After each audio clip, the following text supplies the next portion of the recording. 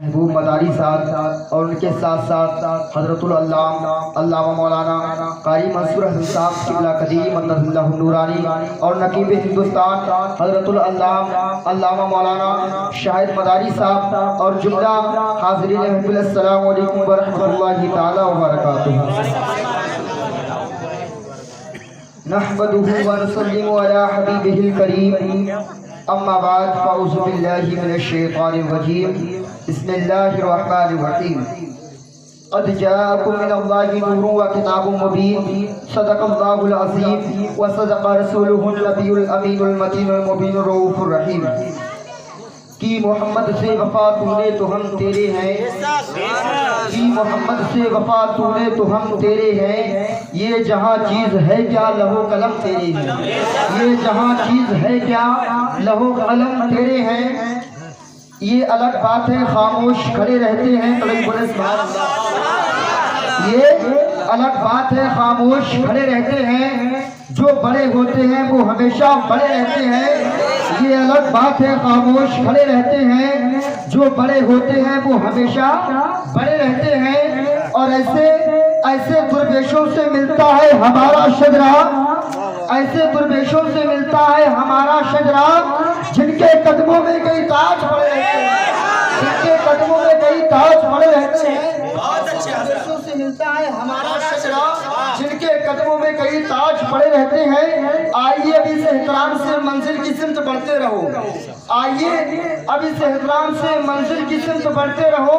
یہ عشق کی ہے بلندی، ادب سے چڑھتے رہو، یہ عشق کی ہے بلندی، ادب سے چڑھتے رہو، اور کہیں بھٹک نہ جائے راہ سے تمہارے قدم، قدم قدم پہ درود و سلام پڑھتے رہو، قدم قدم پہ درود و سلام پڑھتے رہو۔ پورا مطلب آگے سے لے کر پیچھے تک اور دائیں سے لے کے بائیں تک محبتوں سے پڑھی درود پاک، اللہم صلی اللہ۔ محترم سامعین و وقار، اللہ رب العزت کلام اللہ میں ارشاد فرماتا ہے قد جاءکم من اللہ نور و کتاب مبین۔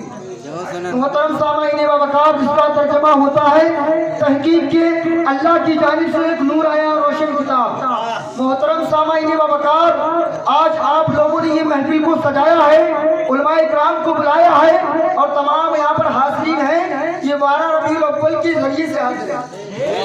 محترم سامعین و وقار، کچھ لوگ جانتے ہیں 12 ربیع الاول کو جلوس نکالتے ہیں، جلسہ کراتے ہیں اور فاتحہ وغیرہ کراتے ہیں، لیکن اس کا مین مقصد کیا ہے محترم سامعین و وقار؟ 12 ربیع الاول کا معنی کیا ہے؟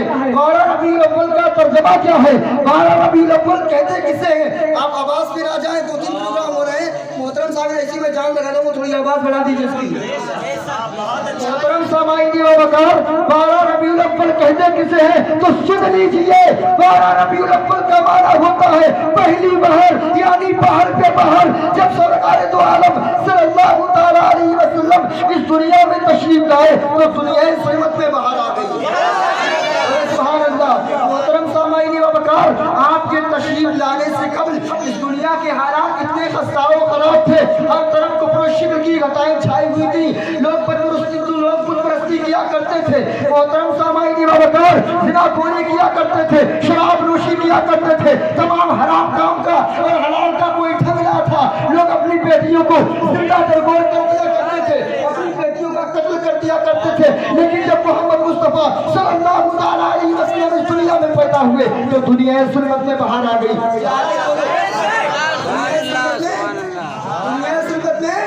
جب محمد عربی پیدا ہوئے تو دنیا ظلمت میں باہر آ گئی۔ محترم سامعین و وقار، یہ دنیا ہے کیا؟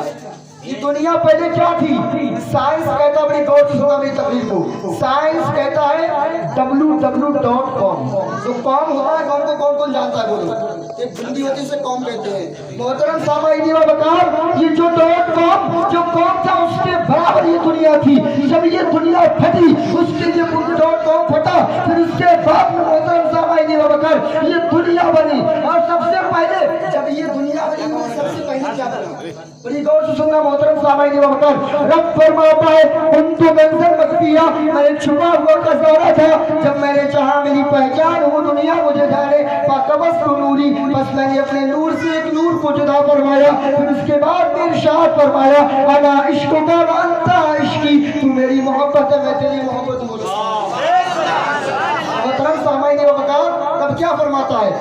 तो कंजन मखफिया, मैं एक छुपा हुआ खजाना था।